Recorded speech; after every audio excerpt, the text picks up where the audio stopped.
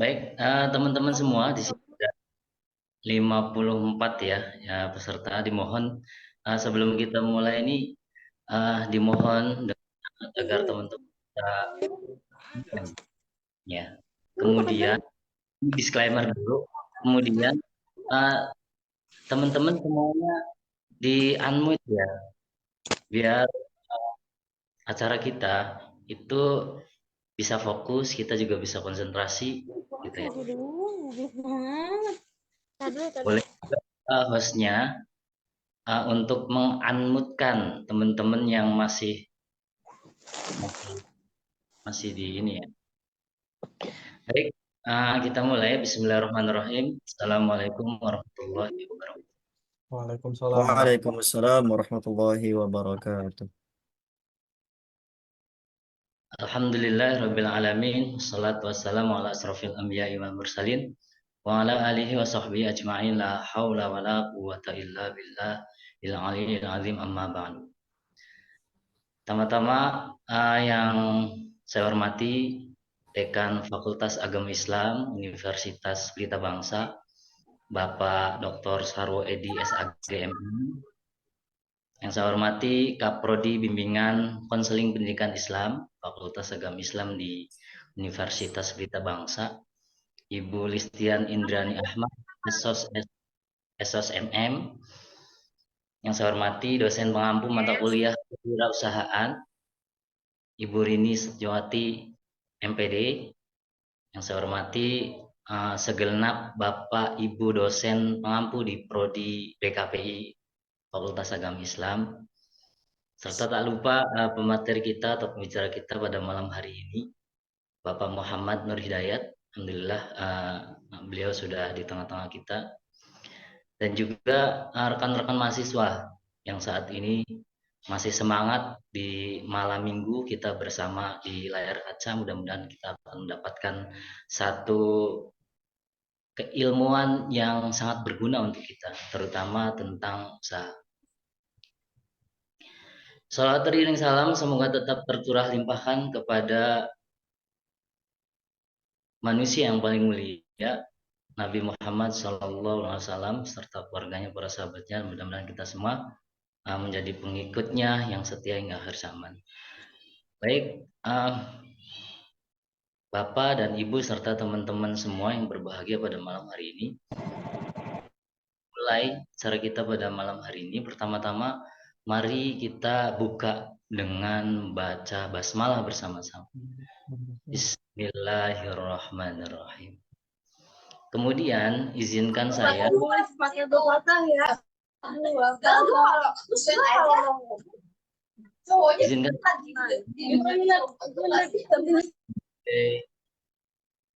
Master of Ceremony, yaitu saya Budi.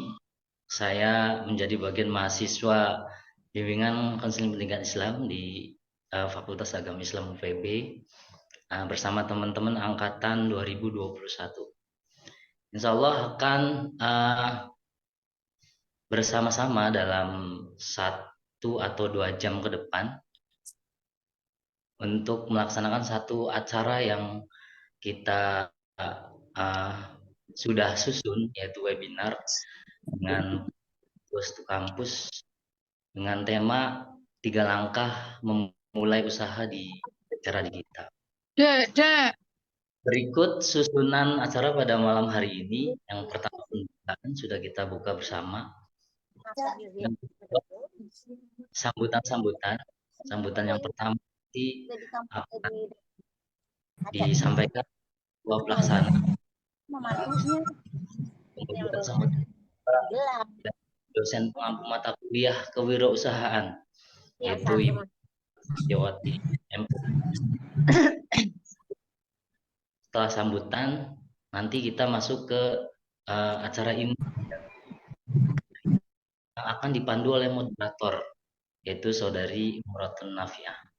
Dan materi nanti akan diisi oleh Bapak Muhammad Nur Hidayat. Alhamdulillah beliau sebagai praktisi bersama bisa kita untuk memberikan ilmu. Dan diskusi dan jawab dan baik, Bapak dan Ibu serta teman-teman semuanya, kita akan lanjutkan dari ketua pelaksana web praksi kampus dengan tema 3 langkah digital bersama para saudara. Kepada Agustian dipersilakan.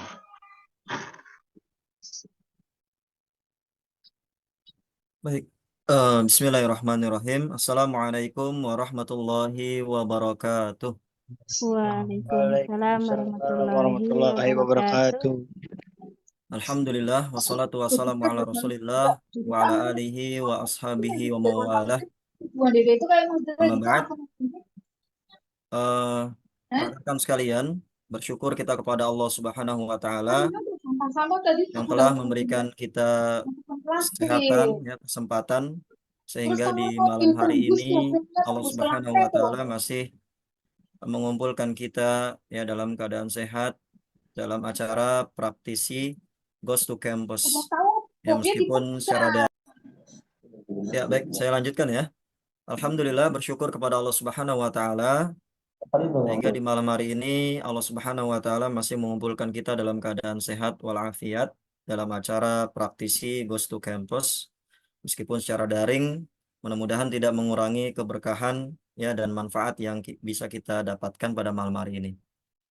Salawat serta salam semoga senantiasa tercurah pada junjungan kita Nabi Muhammad SAW beserta keluarga beliau, sahabat beliau, serta orang-orang yang mengikuti beliau dengan baik sampai hari kiamat. Yang terhormat Bapak Dekan Fakultas Agama Islam, Bapak Dr. Sarwo Edi SAGMM, yang kami hormati Ibu Kaprodi BKPI, Ibu Listian Indriani Ahmad, SOS MM, yang kami hormati Ibu dosen pengampu mata kuliah kewirausahaan, Ibu Rini Setiawati MPD, serta Bapak Joko Nugroho yang juga menjadi dosen pengampu mata kuliah studi bisnis, studi kelayakan bisnis. Lalu yang kami hormati dan kami banggakan Bapak Muhammad Nur Hidayat, atau akrab dipanggil Mas Hidayat gitu ya, selaku praktisi bisnis yang akan memberikan materi pada malam hari ini. Serta tak lupa yang kami cintai seluruh rekan mahasiswa Universitas Pelita Bangsa. Pertama-tama izinkan saya Agustian selaku ketua pelaksana menyampaikan ucapan terima kasih yang sebesar-besarnya kepada semua pihak yang telah membantu terselenggaranya acara ini. Terima kasih atas dukungan dan kerjasama yang telah diberikan sehingga acara ini bisa terlaksana dengan baik. Rekan-rekan sekalian, sejatinya acara ini merupakan bagian dari program kampus ya, mendatangkan praktisi dari luar yang bertujuan agar para mahasiswa itu bisa menimba ilmu dari banyak sumber, karena ilmu itu luas dan kita tahu di kampus banyak sekali dosen-dosen hebat yang kita serap ilmunya setiap hari ya. Namun itu tidak membatasi kita para mahasiswa untuk bisa menimba ilmu juga dari para pakar, dari para praktisi-praktisi di luar sana ya. Ya, tentunya juga bisa kita timba ilmu dari mereka.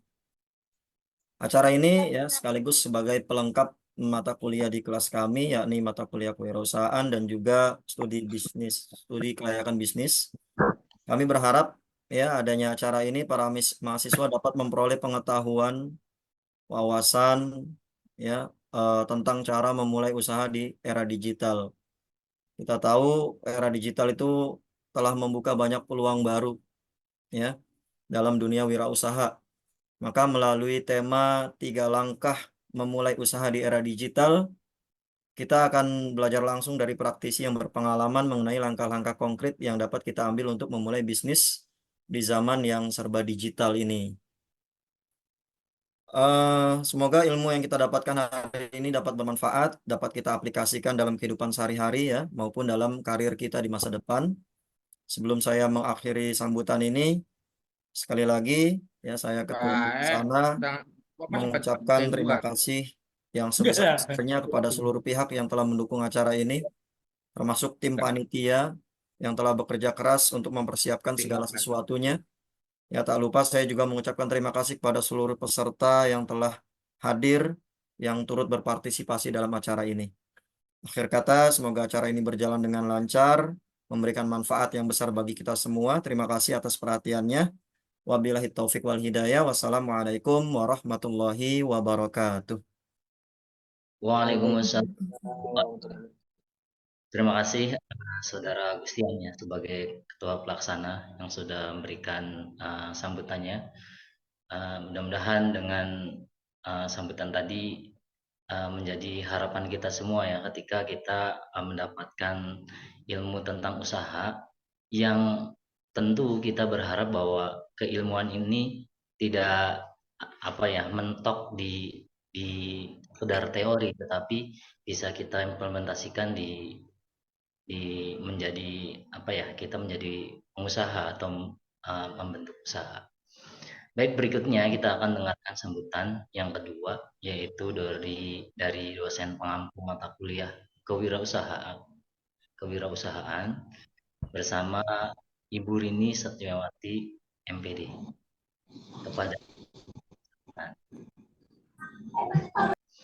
Baik, berikutnya kita akan dengarkan sambutan yang kedua, yaitu dari dosen pengampu mata kuliah kewirausahaan bersama Ibu Rini Satyawati MPD.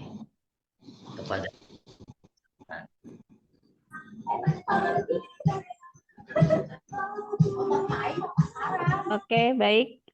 Terima kasih atas kesempatan yang diberikan kepada saya. Tes dulu, suaranya terdengar tidak ya? Terdengar, Bu. Dengar, Bu, sangat Aman, jelas. Bu. Dengar, Aman, Ibu. Bu. Aman. Oke, Dengar, Ibu. Aman. Alhamdulillah. Oke, terima kasih atas kesempatan yang diberikan kepada saya.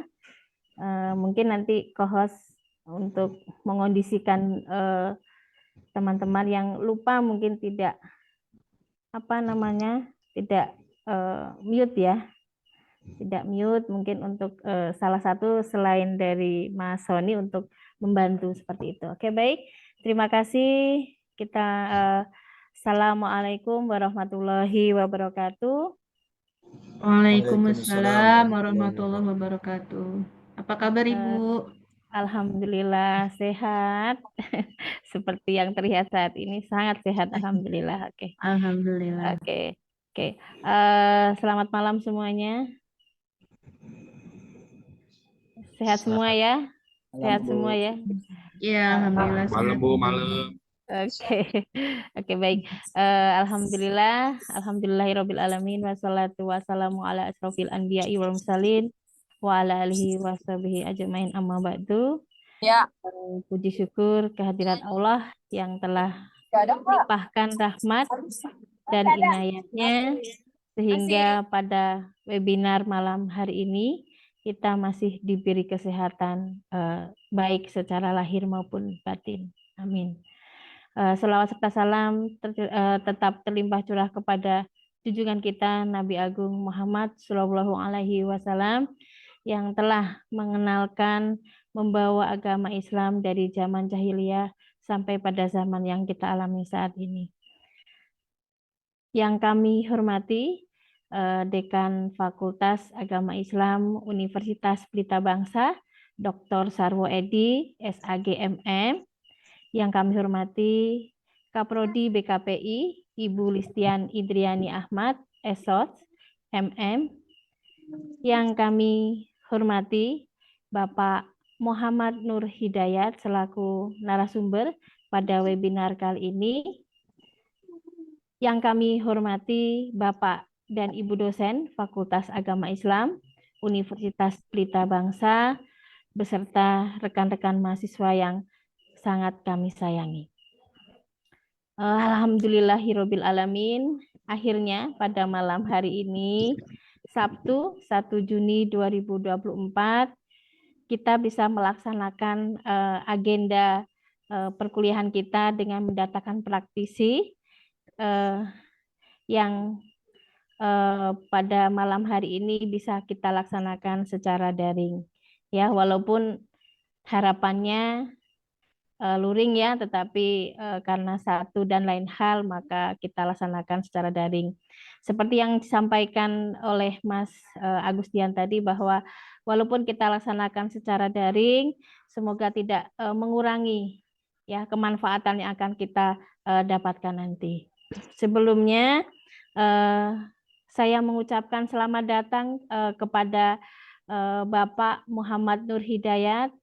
Selamat datang Bapak, selamat malam. Malam Ibu. Terima kasih karena telah berkenan meluangkan waktunya untuk menjadi narasumber pada webinar malam ini. Walaupun kami tahu Bapak tentunya sangat sibuk ya.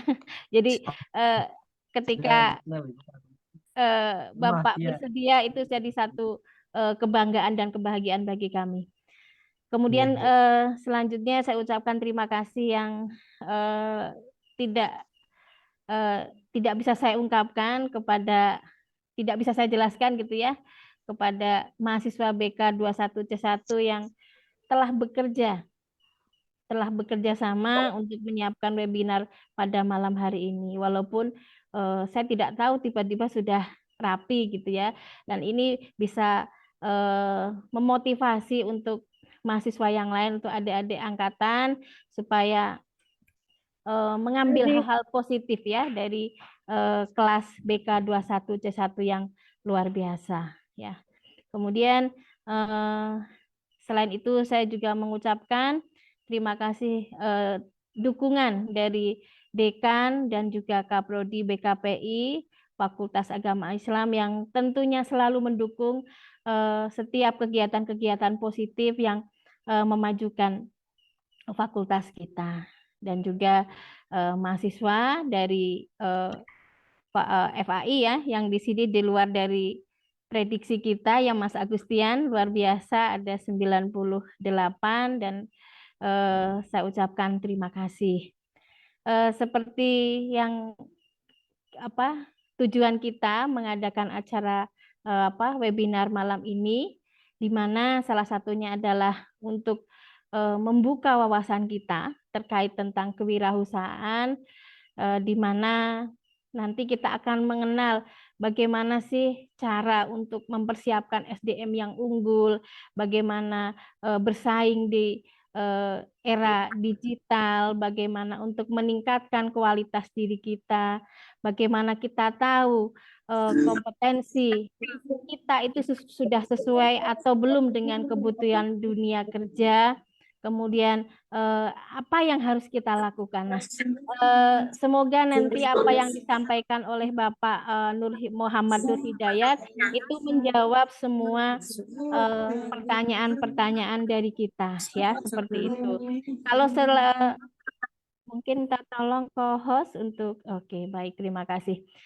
Kalau selama ini kita belajar tentang mata kuliah kewirausahaan dan juga mata kuliah studi kelayakan bisnis ya yang diampu oleh saya dan juga Bapak Joko, kita hanya belajar teorinya saja, tetapi kita tidak tahu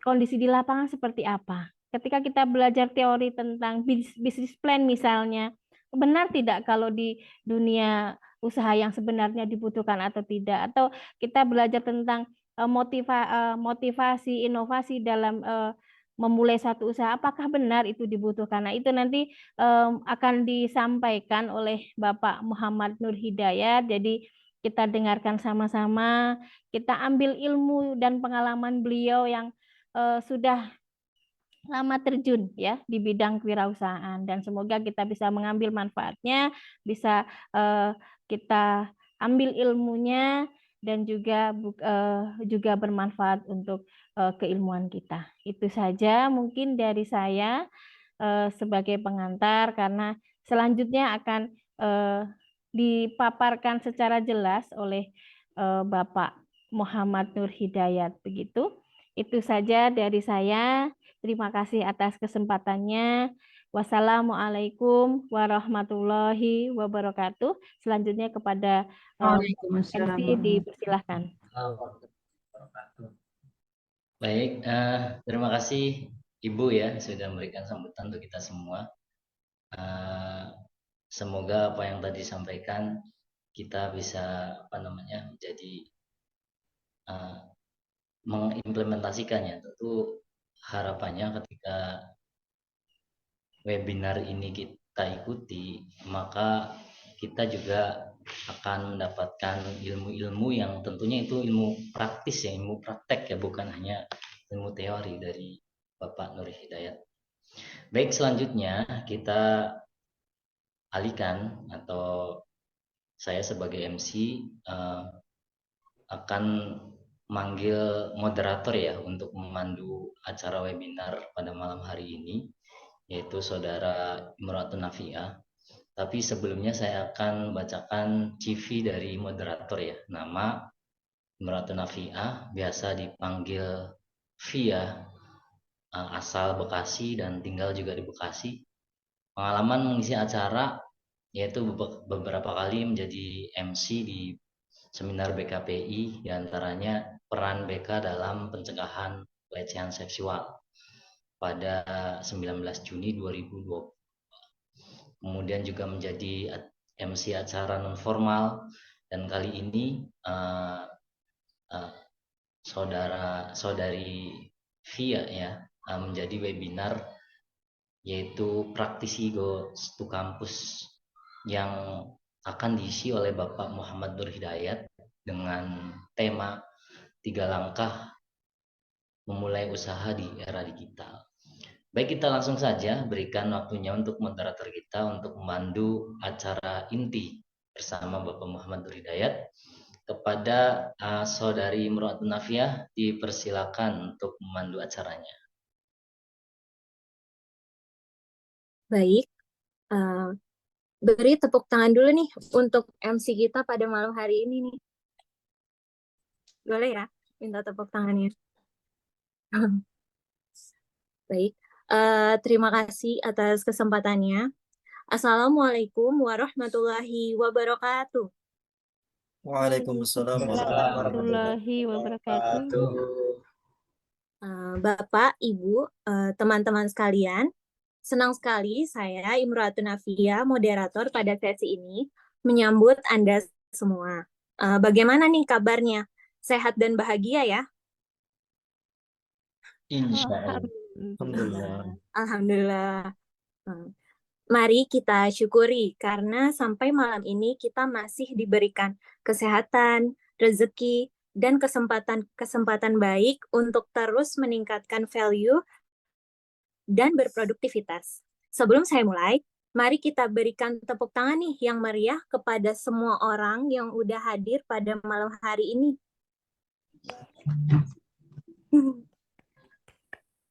Baik. Acara malam hari ini adalah rangkaian dari event praktisi Ghost to Campus, 3 langkah memulai usaha di era digital. Sebuah acara hasil kolaborasi antara Program Studi Bimbingan dan Konseling Pendidikan Islam, Fakultas Agama Islam Universitas Pelita Bangsa, dengan seorang wirausahawan muda, founder Gobanco Coklat. Materi yang akan dibahas pada malam hari ini, topiknya adalah mengenai apa 3 langkah memulai usaha di era digital. Hasil survei Populix tahun 2023 mencatat bahwa sebanyak 54% masyarakat Indonesia memilih untuk berbelanja di e-commerce, dengan mayoritasnya dilakukan oleh Gen Z. Dan sekitar 42% masyarakat masih berbelanja secara offline. Sisanya dari social commerce. Ini merupakan peluang untuk memulai usaha di bidang digital gitu. Untuk membangun usaha di era revolusi industri 4.0 dan transformasi digital, pengusaha memerlukan skill, kreativitas, inovasi, dan konsistensi melalui pemasaran digital.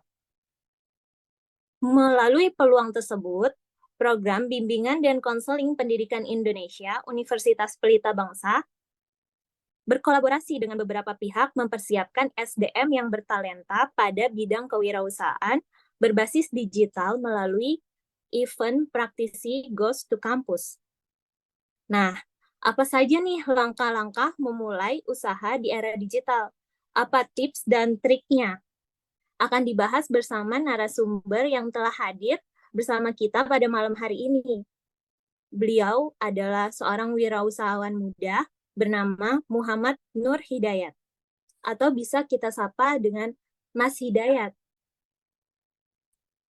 Beliau lahir di Jakarta 5 Juni 1989. Beliau seorang sarjana komunikasi visual lulusan ITENAS. Pengalaman beliau adalah seorang wirausahawan muda, advertiser dan storyteller sejak 2017. Beliau juga merupakan founder dari Gobanko Coklat sejak 2016. Founder Baiti Digi Studio sejak 2020. Founder masday.web.id. Dan beliau telah menjadi pemateri di beberapa webinar, bisnis, dan usaha. Baik, hadirin sekalian, mari kita berikan tepuk tangan yang meriah untuk pembicara kita pada malam hari ini, Mas Hidayat.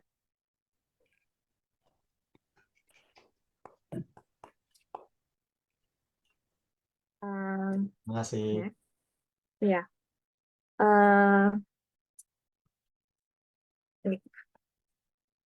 Baiklah, selanjutnya pembicara kita sudah hadir bersama kita semua.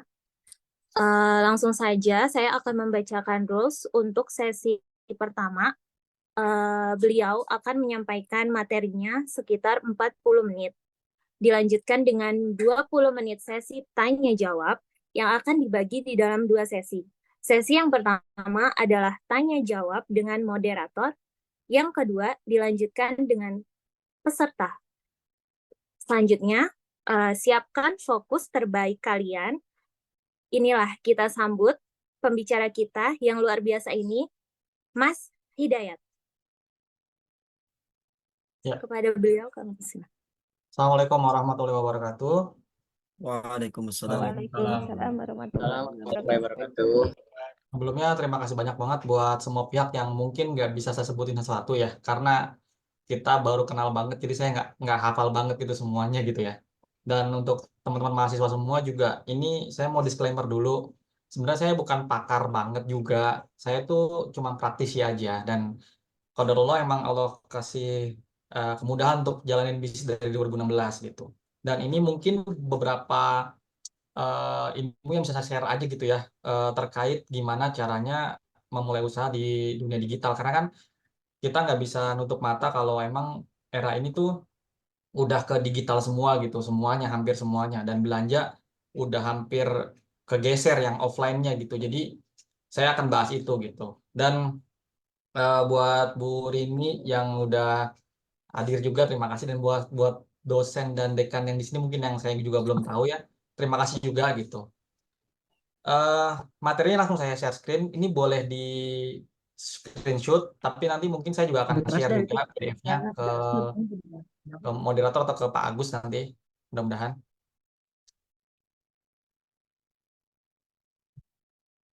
Kelihatan nggak ya nih? Ya. Jadi, oke. Ya, jadi bismillah. Jadi ini judulnya 3 langkah memulai usaha di era serba digital. Perkenalkan dulu, nama saya Hidayat Nur M, bisa dipanggil karena nama panjang saya Muhammad Nur Hidayat, kepanjangan. Jadi saya punya panggilan Hidayat Nur. Saya itu owner dari produk cemilan Gobanko Coklat di Bekasi. Kalau emang mau dicek, bisa dicek di Gobanko Official ini.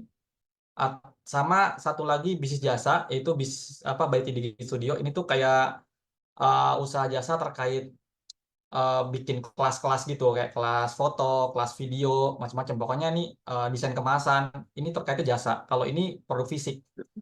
Jadi ini saya punya 2 lini bisnis. Nah, untuk menuju ke materi pertama tadi adalah langkah pertamanya, yang pertama adalah riset market ya teman-teman. Karena kalau misalnya teman-teman mau mulai usaha di digital itu, yang paling pertama banget ya lakuin tuh bukan pengen bisnis keren kayak gimana gitu, kayak ini bisnis yang keren apaan ya gitu. Yang pertama tuh sebenarnya harus dilakuin adalah riset market dulu. Pertanyaannya adalah ada yang beli nggak sih gitu. Terus ada yang punya masalah nggak sih. Terus ada yang butuh nggak sih dikasih solusi sama produk yang kamu bakalan jual gitu. Terus ada di mana nih marketnya gitu. Sama jualnya ke kelas menengah bawah atau menengah atas. Nah, ini riset yang emang harus dilakuin gitu. Karena ini saya lakuin dari 2016 sampai sekarang dan ini alhamdulillah masih works aja gitu. Pertama, kenapa pertanyaannya ada yang beli atau enggak? Ya percuma kalau kita bikin produk nih, tapi marketnya nggak ada yang beli gitu, nggak ada yang butuh, ya nggak usah dibikin gitu produknya. Yang kedua, kita bikin produk itu berdasarkan sama masalah teman-teman. Jadi kalau misalnya katakanlah kita ngelihat di sekitaran kita nih di kos-kosan misalnya kan kita kuliah ya, di kos-kosan kita tuh banyak orang malas nyuci, akhirnya ada usaha laundry gitu kan, laundry kiloan. Itu kan berdasarkan masalah tuh gitu. Jadi kita kira-kira lihat dulu masalah sekitar atau masalah kita deh. Kalau kita punya masalah terus kita punya solusinya, bisa jadi itu adalah sesuatu yang bisa kita jual ke orang lain yang memang pada dasarnya setiap orang tuh pasti punya masalah yang hampir-hampir mirip gitu. Kayak gitu. Yang ketiga itu ini adalah pertanyaan, ada nggak sih yang butuh dikasih solusi sama produk kita? Nah, karena nggak semua produk itu menawarkan solusi untuk semua orang, teman-teman. Misalnya, mohon maaf gitu, kotoran kerbau gitu atau kotoran hewan itu kan nggak semua orang butuh. Tapi kalau misalnya yang punya kebun, yang punya taman itu kan butuh ya mereka. Jadi kita nggak bisa ngejualin semua produk ke semua orang. Jadi kita harus tahu dulu nih, ini produk tuh solusi buat siapa gitu. Itu harus di riset juga. Terus yang keempat tuh ada di mana nih marketnya nih? Marketnya maksudnya tuh ada di mana kita tuh main kan di ada tiga platform sejauh ini sekarang. YouTube, yaitu ada shortnya, ada TikTok, ada Reels, Instagram, ada Facebook bahkan empat malah ya. Nah, market kita tuh ada di mana? Karena semua platform ini punya tipe market yang berbeda-beda teman-teman. Kalau misalnya mau main ditambahin di Twitter aja nih ya, main Twitter, main Threads, tambah yang baru lagi, itu udah beda-beda semua tuh kategori marketnya. Jadi harus di apa sih namanya ya? Di filter kita main di mana. Kalau misalnya mau main di Reels, di Instagram, berarti tampilan produknya harus kayak gimana. Kalau mau main di TikTok harus yang kayak gimana. Itu ada di riset juga dan itu nggak bisa kita punya produk yang cocok di semua platform tuh enggak. Karena ada namanya platform fit sama market fit. Jadi itu udah ranah yang jauh banget tuh. Tapi kurang lebih kayak gitu. Jadi kita harus tahu dulu kita mau main di mana. Terus jual kelasnya ke menengah bawah apa menengah atas itu pun penting buat ditentuin di awal, karena kalau misalnya dari awal kita nggak tahu nih kita mau jual ke semua orang aja nih mas gitu. Saya pribadi sih nggak bilang itu nggak bisa, tapi saya beberapa kali gonta-ganti bisnis yang emang jalan dan redup juga gitu, itu tuh rata-rata nggak bisa tuh main di dua market, karena kalau nggak kita menuju ke kelas menengah bawah ya udah menengah atas. Tapi saya prefer ngincar-ngincarnya tuh main di menengah atas, karena kalau nyari market yang menengah bawah teman-teman akan capek sama yang namanya perang harga, yaitu ngasih-ngasih diskon, ngasih-ngasih gratis ongkir, COD itu tuh capek banget kalau jadi penjual tuh capek banget. Sedangkan kalau menengah atas mereka tuh kalau sudah cocok sama produk kita, sudah aware sama brand kita, itu tuh mereka akan setia gitu. Contohnya teman-teman semua ini mungkin mahasiswa punya lah merek parfum sendiri yang favorit gitu, yang udah klik gitu. Merek tas yang udah klik, merek baju yang udah klik, itu pasti nggak bakal mau ganti tuh. Biasanya yang udah kalau yang emang marketnya, kalau teman-teman semua termasuk dari market B+ untuk salah satu produk lah ya, sepatu, tas atau baju, biasanya kalau cowok nih ya, saya nggak tahu kalau cewek, tapi kalau cowok itu biasanya dia akan setia sama brand itu gitu, rata-rata kayak gitu. Mungkin cewek juga gitu sih. Jadi main di menengah atas saran saya. Tapi kalau emang ternyata mau ngincer di menengah bawah yang kayak yaudah receh nggak apa-apa mas, yang penting sering, ya itu juga nggak apa-apa juga gitu. Jadi ini pilihan. Jadi ini bisa ditentuin sama teman-teman semua buat start di langkah awalnya. Nah ini contohnya saya ngeriset biasanya tuh kalau mau mau ngeriset produk gitu ya, saya pakai Google Trends teman-teman, bisa dicek juga Google Trends. Nanti masuk ke kolom explore, terus ketik aja di sini. Misalnya mau nyari apa? Mau nyari baju anak laki-laki sama baju anak perempuan. Kira-kira yang rame apa sih di tahun ini gitu? Atau yang rame di bulan ini atau 90 hari terakhir tuh yang rame apa sih? Ternyata baju anak perempuan tuh naik banget nih gitu. Misalnya teman-teman punya produk tas misalnya, tas. Ya udah, Mas, kira-kira bisa dibandingin sama benda lain nggak? Misalnya tas sama baju, bisa juga. Misalnya kita klik di sininya tas gitu ya, di sininya baju. yang rame mana nih? Ya udah, lihat yang rame, main yang itu. Nanti tinggal ditentuin lagi kategorinya apa. Kayak gitu. Jadi kita ngambil di general kategorinya dulu, ambilnya mau main di fashion atau mau main di herbal atau mau main di food, mau main di minuman. Pokoknya kita ngecek dulu. Kalau saya sih ngecek dulu di Google Trends, lihat dulu di 30 hari terakhir ini atau enggak setahun terakhir ini lagi rame apa. Habis itu udah dapat trennya, ntar ini kalau di scroll ke bawah sebenarnya ada lokasi-lokasi yang lagi strategis. Misalnya kalau misalnya kita jualan fashion nih kayak baju anak, ini paling banyak yang beli di mana misalnya.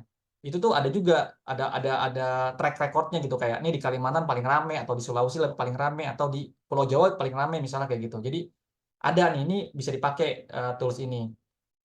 Terus media lainnya tuh bisa dicek ya kayak di TikTok, di Reels, di Short gitu. Itu tuh media yang lumayan sangat bisa mendukung banget buat teman-teman riset. Mulai dari marketnya, mulai dari produknya, mulai dari kebiasaan si marketnya itu bisa banget. Contohnya tuh misalnya nih teman-teman kalau misalnya ngerasa baju anak laki-laki yang kayak gimana sih yang rame mas gitu, ya udah langsung cari lagi ke TikTok misalnya. Oh saya mau jualan barang-barang yang kayak dari Tanah Abang nih mas. Ya udah berarti mungkin cocok tuh di TikTok cari tuh kira-kira baju anak yang rame kayak gimana sih. Tinggal kasih hashtag nanti di baju anak, nanti tuh keluar tuh video-video yang lagi viral yang kayak gimana tuh dapat kan. Nah itu dicari tuh barangnya langsung ke Tanah Abang kah kemana kah itu cari. Sama kalau teman-teman ngerasa mau main di Reels, ya udah tinggal cari di Reels kira-kira produk baju anak yang kayak gimana sih yang rame gitu. Brand-brand apa sih yang rame kayak gitu. Short YouTube juga kayak gitu bisa. Nah, kita langsung ke langkah keduanya. Langkah kedua itu yaitu tadi riset produk. Jadi dari setelah pertama adalah riset marketnya, yang kedua riset produknya. Karena kalau marketnya udah dapat, udah jelas mau jualan ke siapa, mau jualan gimana tuh udah jelas.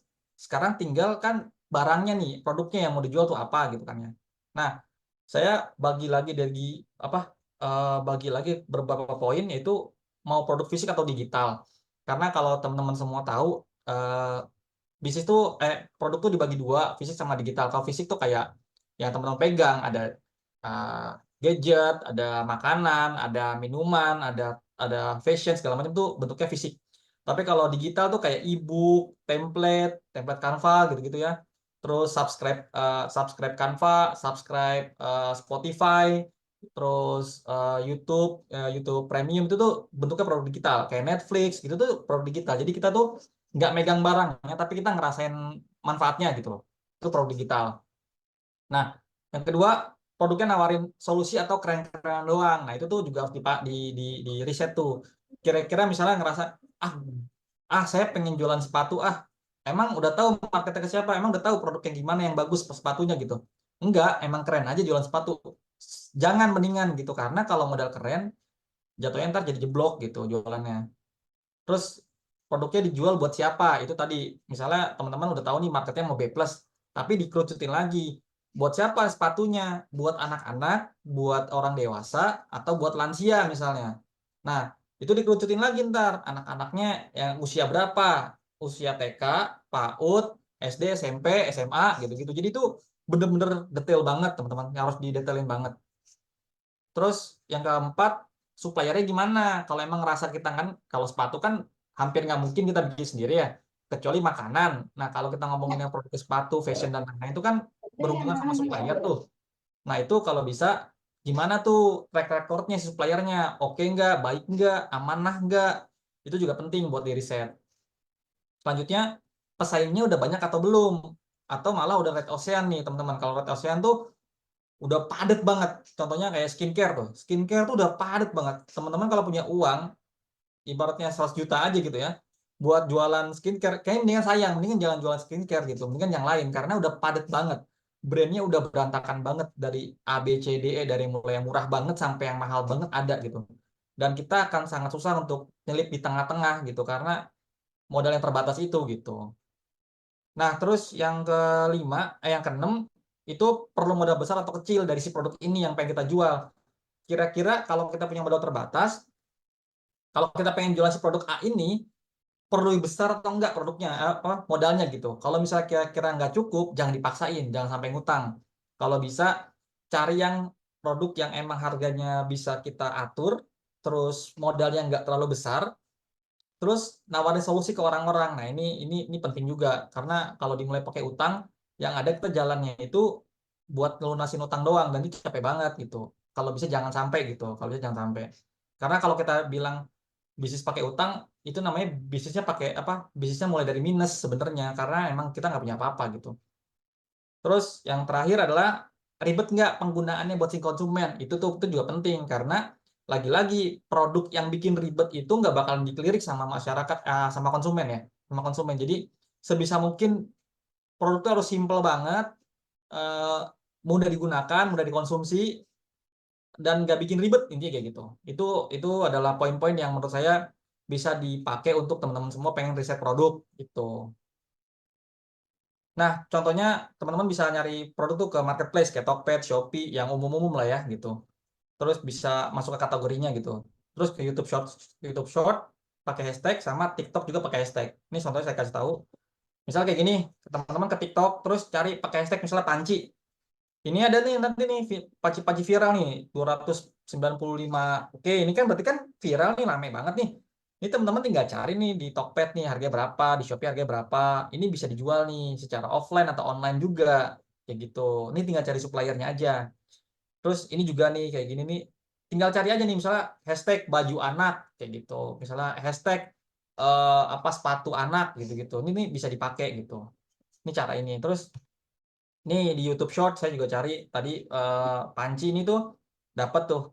Ini juga lumayan tuh 243K.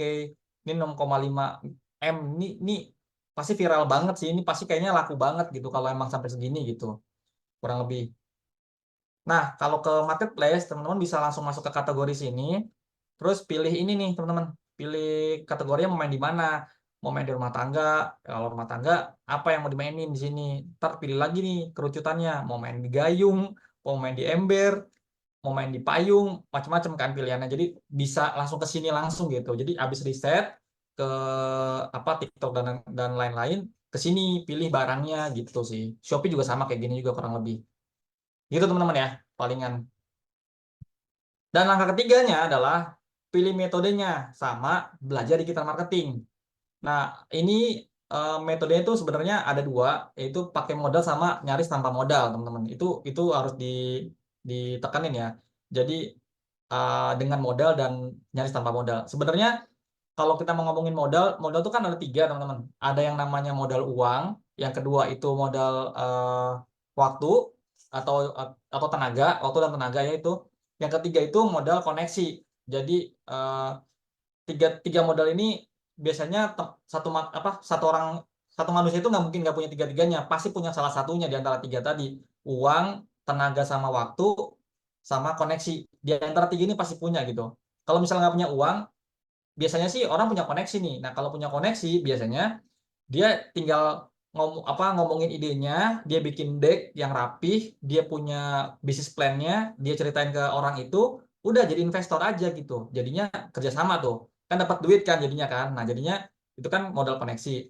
Terus misalnya koneksi nggak punya tapi uang terbatas, punyanya itu tenaga sama waktu, yaudah patungan tuh sama orang juga, cari yang mau bisnis juga patungan, udah pakai jual jasanya aja, kita ngerjain operasionalnya, si orang itu udah nggak usah ngapa-ngapain kayak gitu. Itu juga bisa. Jadi eh, jangan alasan nggak punya modal, karena sebenarnya modal bukan cuma uang, ada tiga tadi itu teman-teman.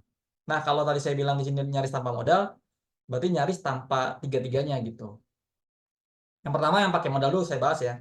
Ini tuh yang pertama tuh poin-poinnya adalah create produk atau jadi produsen. Yang kedua itu jadi maklon atau white label. Yang ketiga itu reseller atau distributor merek orang.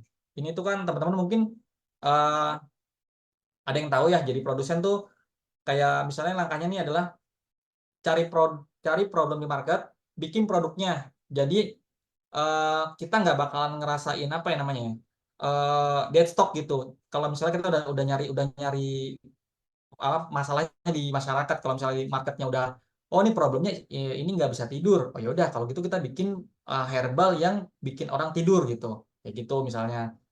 Terus bikin marketplace-nya sama websitenya, karena ini kan tujuannya kan kita kan produsen ya, orang bakal cari kita. Nah, gimana cara mereka nyari kalau misalnya kita nggak punya website atau nggak punya marketplace? Yang ketiga itu bangun sosial media, karena itu tujuannya untuk social proofing, buat orang-orang percaya sama kita sebagai produsen. Terus kita juga sekalian branding produk kita kan, sekarang nggak langsung gitu. Yang keempat, jalanin marketing, karena itu datengin traffic tuh penting. Kalau misalnya marketingnya nggak jalan, produknya udah jadi, ya percuma. Mau produk sebagus apapun, kalau nggak dimarketingin, kalau nggak dijualin, kalau nggak digembar-gemborin, ya tetap aja nggak akan laku gitu. Mau produk bagus kayak gimana juga nggak bisa laku gitu. Bahkan sebaliknya, kalau produk jelek tapi ngomongin terus, dibahas terus, dimarketingin terus, jadi laku ribuan gitu. Kayak gitu kira-kira. Sama yang terakhir adalah cari pegawai yang bisa bantu kerjaan kita, karena kalau jadi produsen itu sangat sangat lelah kalau ngelakuin 4 hal di atas aja tadi gitu ya. Kayak bangun marketplace, belum balas-balasin chat-chatnya gitu, belum kalau ngomongin marketingnya kita nyediain marketing kitnya, posternya segala macam tuh pasti capek banget, jadi pasti butuh pegawai. Lanjut ke ini kelebihan dan kekurangannya. Kalau jadi produsen tuh stoknya aman, teman-teman. Jadi kita nggak bakalan tergantung sama supplier tuh. Emang kita nggak bakalan ngerasa kayak kita lagi mau order tiba-tiba stoknya kosong tuh enggak, karena kan jadi produsen ya. Jadi kita bakalan bisa ngatur ketersediaan si produk itu sendiri gitu. Ya tapi kekurangannya modalnya lumayan ya, karena kan kita harus nyetok gitu. Terus yang kedua, bisa nentuin harga sendiri, karena kan lagi-lagi itu produknya kita. Jadi kita bisa nentuin harga sendiri, akhirnya lumayan lah marginnya, cuannya lumayan gitu. Tapi ya jadinya bisa ditiru orang dengan mudah gitu. Jadi bisa dibanting-banting harganya. Jadi ada bikin tiruannya, ada orang bikin mirip-mirip, harganya dibanting gitu. Jadi kayak kita lebih gampang kena apa ya? Kena tiruan orang lah gitu. Terus yang ketiga tuh nggak bergantung sama supplier, tadi yang saya bilang di pertama. Jadi kita tuh nggak bakalan berurusan sama supplier yang barangnya kosong gitu, karena produsen kita kan gitu. Tapi ya siap-siap juga nih, karena kita nyetok banyak, siap-siap juga bakalan ada dead stock gitu, ada barang yang nggak kejual kayak gitu. Dan yang keempat, kalau brandnya berkembang, marginnya bakal jauh lebih besar, terus bisnisnya bakal long last, bakal jadi panjang gitu, dan itu bakal dapat konsumen setia, loyalis konsumen. Jadinya kita dapat konsumen yang secara nggak langsung nge-marketingin produk kita.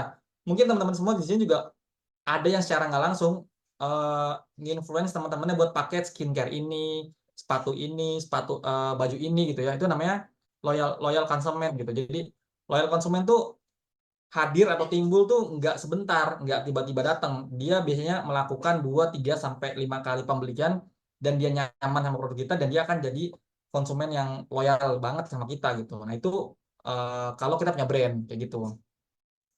Ya tapi ya resikonya sebaliknya ya teman-teman ya. Kalau brandnya nggak berkembang ya modalnya habis dan ya angus udah gitu. Ini kelebihan dan kekurangannya kalau kita jadi produsen. Jadi kalau kita pilih di metode pakai modal tuh pilihnya jadi produsen. Yang kedua yaitu untuk jadi maklon. Sebelumnya saya mau jelasin dulu, kalau ada yang belum tahu mungkin maklon itu white label nama lainnya, atau bisa dikatakan kayak kita pengen bikin skincare nih, tapi kan kita nggak punya pabrik ya. Nah, kita cari tuh pabrik-pabrik yang bisa mengakomodir produk itu, dan kita tinggal ngasih label doang tuh. Jadi intinya kayak nge-labeling lagi aja gitu. Jadi kita nggak produksi sendiri, kita bener-bener cuma dapat barangnya polosan dalam bentuk kemasan, kita tinggal stikerin. Biasanya juga terjadi di UMKM tuh, misalnya teman-teman semua punya tetangga yang jualan keripik nih. Teman-teman malas nih, malas saya bikin keripiknya capek gitu. Ya udahlah sini saya beli polosan, saya stikerin pakai stiker saya pakai branding saya. Nah, itu juga bisa disebut namanya maklon kayak gitu. Kayak gitu kira-kira teman-teman gambarannya. Nah, stepnya juga sama. Cari problem dulu di market biar nanti pas jualan tuh langsung enak gitu, langsung winning produknya. Jadi nyari dulu nih marketnya. Terus yang kedua, cari suppliernya nih, karena ini penting teman-teman. Lagi-lagi ya, kalau misalnya ngomongin produsen tadi kita nggak peduli sama supplier, kalau di Maklan penting banget kita punya supplier yang bisa amanah. Lagi-lagi udah capek-capek nge-branding, udah capek-capek kita jualan, lagi rame, stoknya kosong. Coba kebayangkan kayak gitu, capek gitu. Jadinya penting nih punya supplier yang emang bisa dipercaya gitu. Terus produknya juga ketahanan QC-nya bener gitu. Jangan pas di awal bagus, pas lagi rame tiba-tiba produknya jelek gitu. Itu tuh nyebelin juga tuh kayak gitu tuh. Banyak kan soalnya brand-brand yang besar juga kasusnya kayak gitu, pakai maklon di tengah-tengah produknya jadi jelek gitu. Banyak banget. Terus yang ketiga, bikin marketplace sama website juga sama kayak produsen, karena kita maklon secara nggak langsung kita punya branding sendiri, punya brand sendiri, jadi perlu juga marketplace sama website karena orang pasti nyari. Terus bangun sosial media juga, karena apa namanya, kita social proofing juga, karena branding juga gitu ya. Yang terakhir jalani marketing juga sama, dating traffic juga, karena ini sebenarnya beda tipis sama produsen, bedanya cuman kita nggak produksi sendiri aja, kita cuma labeling aja gitu. PR-nya adalah nyari suppliernya, kayak gitu. Kelebihannya sama kekurangannya tuh nggak perlu bayar biaya produksi yang gede-gede gitu, karena kita emang tinggal beli sekian minimum order, tempel brand baru gitu, tempel brand kita, udah gitu aja sih sebenarnya. Cuman ya itu modalnya tuh lumayan, karena kebanyakan untuk apa namanya, untuk maklon biasanya kena minimum order lumayan gede teman-teman.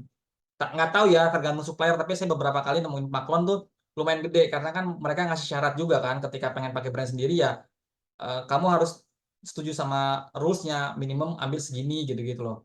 Jadi apa namanya, lumayan gede lah. Ya lumayan lah pokoknya gitu. Kecuali kita ketemuin sama supplier yang baik banget gitu, yang pengennya nggak apa-apa lah berapa aja gitu misalnya, ya itu rezeki banget sih gitu. Tapi emang apa namanya, lumayan gede modalnya gitu untuk maklon. Terus kita bisa nentuin harga sendiri juga karena kan pakai brand kita, walaupun itu bukan produksi kita tapi kita pakai brand kita, jadi kita bisa nentuin harga sendiri juga tuh. Tapi karena itu nggak original punya kita, jadi pasti punya tuh, kita punya pesaing-pesaing yang emang dari pabrik yang sama, bedanya cuman labelnya doang gitu. Jadi kayak ya nggak original aja, cuman ya nggak masalah juga kan, tujuan kita kan uh, cuan juga kan sebenarnya, ada menghasilkan juga kan gitu. Terus yang ketiga tuh nggak perlu nyetok banyak, karena uh, apa namanya, ya misalnya banyak tuh minimumnya tergantung sama si supplier ya. Cuman emang kita nggak usah banyak banget kayak kayak produsen gitu. Ini banyaknya cuma sebatas sampai ke minimum order dari si supplier aja gitu. Jadi kita nggak kayak produsen yang punya kemungkinan dead stocknya tinggi gitu. Jadi ya lumayan aman lah gitu. Tapi ya ini lagi-lagi ya teman-teman, ini jeleknya adalah bergantung sama supplier. Kalau misalnya kita udah nyetok dan stoknya lagi udah nipis gitu, pas mau beli lagi nggak ada, kosong, ya amsyong juga gitu, udah capek-capek gitu. Apalagi kita habis ngiklan atau kita habis bayar endorse gitu, ya lumayan gitu, ya sayang aja. Terus brand tetap bisa berkembang selama QC terjaga nih teman-teman. Ini enaknya makan tuh gitu. Tapi ya kalau misalnya kita dapatin produsen yang nakal, ya udah habis juga kita, bisnis kita bakal habis juga tuh. Karena di bisnis maklon ini yang paling penting tuh adalah nge-QC-in si produsennya. Jadi setiap kita ambil barang tuh kalau bisa kita tuh QC lagi ulang, kayak ini bener nggak sih yang kemarin gitu. Nggak apa-apa capek, yang penting konsumen aman gitu. Karena bener deh kalau udah kehilangan satu konsumen tuh biasanya berentet tuh, hilang gitu. Kayak gitu. Jadi hati-hati aja kayak gitu. Sama yang terakhir adalah kita tetap butuh pegawai untuk ngurus ini itu juga, karena ini mirip produsen, tapi bedanya cuma kita nggak produksi sendiri aja. Gitu kira-kira. Yang ketiga itu langkah untuk jadi reseller atau jadi apa namanya, distributor. Nah ini tuh sempat rame di tahun 2016 sampai 2020-an, lumayan rame. Itu jadi reseller lah gitu. Mungkin teman-teman sini mungkin ada juga yang udah jadi reseller salah satu makanan atau minuman atau skincare lah ya, biasanya Jafra tuh banyak banget tuh jadi reseller Jafra tuh, banyak banget. Nah itu mungkin saya jelasin di sini. Yang pertama, langkahnya tuh cari produk yang lagi hot atau lagi rame, PR-nya itu aja sebenarnya. Jadi pas lagi jualan tuh ombaknya langsung dapat cuan lah, pokoknya gitu, langsung winning produk. Nggak usah riset-riset yang aneh-aneh lah, pokoknya cuma nyari aja produk yang lagi rame. Terus yang kedua, langsung hubungi suppliernya tuh. Kita minta jadi reseller, gimana step-stepnya, apa syaratnya, beli berapa, udah langsung eksekusi. Ini kalau bikin marketplace sama website ini sebenarnya cuma jadi kayak optional aja. Jadi nggak harus bikin. Cuman kalaupun mau bikin itu jauh lebih oke. Cuman kalau jadi reseller, karena pengalaman saya juga jadi reseller dulu sebelumnya awal-awal, uh, rata-rata yang jadi reseller tuh biasanya kutu loncat. Jadi habis dari reseller ini dia akan jadi reseller ini. Jadi dia nggak akan bertahan lama tuh. Jadi kayaknya nggak perlu amat sih sebenarnya. Cuman ya balik lagi ya kebutuhan ya. Kadang kita butuh marketplace untuk ngestokin barang-barang reselleran kita, ya juga nggak masalah juga sih gitu. Karena ada orang yang pas disuruh transfer via WA, dia bilangnya ada Shopee-nya nggak ya, ada Tokped-nya nggak ya. Jadi ya mau nggak mau kan, lagi-lagi kita butuh marketplace untuk apa namanya sarana aja gitu, sarana untuk mereka percaya sama kita gitu. Karena lagi-lagi kita nggak bisa maksain orang untuk percaya sama kita terus gitu. Jadi ya siapa kita juga gitu kan, belum bisa dibilang gampang dapat market gitu. Jadi ketika ada yang mau dan dia minta marketplace kita, ya kita harus sudah siap juga gitu. Yang keempatnya itu bangun sosial media. Nah, kalau ini saya tulisnya sebenarnya opsional, cuman kalau tujuannya adalah personal branding untuk angkat diri kita sebagai penjual, itu sebenarnya jadi wajib juga gitu sebenarnya. Tapi kalau emang teman-teman ngerasanya cuman pengen jadi sampingan aja, ya udah nggak usah dibangun juga gitu. Tapi kalau saya sih pribadi, walaupun jadi reseller, saya akan angkat diri saya sebagai reseller gitu, saya sebagai penjual. Jadi ketika orang-orang mampir ke Instagram saya atau ke TikTok saya tuh, mereka tahu bahwa oh si Dayat nih jualannya, dia mah tukang jualan dia mah gitu, posting-postingannya jualan-jualan aja. Jadi orang juga udah nggak risih.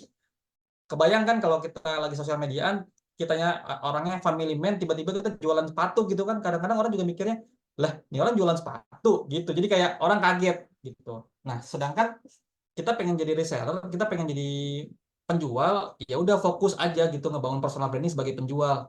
Jadi orang tuh nggak akan risih lagi dijualin sama kita gitu. Bahkan orang yang datang sendiri kalau nyari sesuatu ke kita gitu. Kayak gitu sih kira-kira ya. Personal branding di sosial media itu penting juga.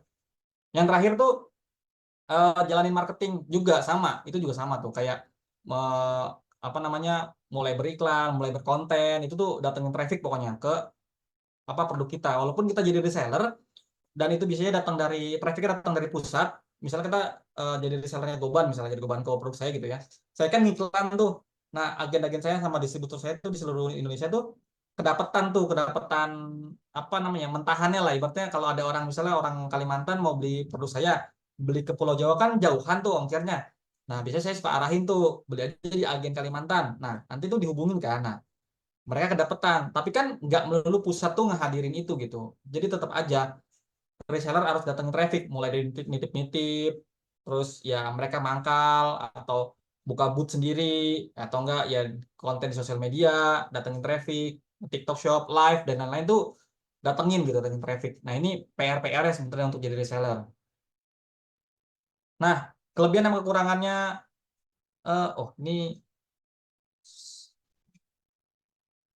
ini saya lupa ganti. Jadi kalau misalnya kekurangan sama kelebihannya reseller itu, ya sama, nggak perlu biaya produksi juga, karena tinggal jualan aja kan, karena kan emang produksinya kan dari produsen ya teman-teman ya, atau dari orang yang sudah punya barangnya gitu. Jadi tinggal jualin aja. Terus karena produknya lagi hot, kekurangannya adalah karena produknya lagi hot, udah pasti banyak pemainnya. Jadi kayak padet aja gitu. Kayak kemarin, kayak dulu-dulu banget kayak keripik Maici gitu ya. Terus kemarin-kemarin ini kayak apa sih namanya? Bakso aci, seblak, itu kan itu kan pemain reseller banyak banget kan. Tapi kita nggak bisa bohong, kalau misalnya marketnya lagi hot, sebanyak apapun resellernya, marketnya juga banyak gitu, demand-nya juga banyak, jadi tetap bakal kebagian tuh potongan kuenya gitu. Nah terus bisa langsung dapat cuan, karena ya lagi-lagi udah winning produk biasanya udah kayak gitu. Kalau jadi reseller tuh biasanya udah winning produk lah, biasanya rata-rata kayak gitu. Terus ya pesaingnya nggak besar, cuman mode apa namanya ya, kategorinya sama gitu. Misalnya kita jadi reseller seblak, ya udah rata-rata ya jualan pesaing kita ya rata-rata ya penjual seblak juga, reseller seblak juga gitu. Nggak bisa di apple to apple sama produk saya misalnya coklat gitu, nggak bisa. Walaupun sama-sama reseller, tapi nggak bisa di apple to apple tuh kalau misalnya mau ngomongin pesaing gitu. Ngomongnya pesaingnya sama-sama yang makanan yang gurih ya, seblak ya, bakso aci kayak gitu. Terus nggak perlu pegawai juga, karena jadi reseller tuh saya bilang tadi di awal, biasanya kita kan kutu loncat ya. Misalnya lagi rame di bulan ini tuh makanan ini, ya udah kita jadi reseller ini, ya udah kita akan fokus di situ dulu sampai akhirnya marketnya jenuh, cari lagi kan. Nah, apalagi ini yang rame, udah jadi reseller ini lagi deh gitu. Jadi kita akan pindah-pindah terus gitu. Jadi nggak perlu pegawai. Terus nggak usah mikirin brand juga, brand produk ya.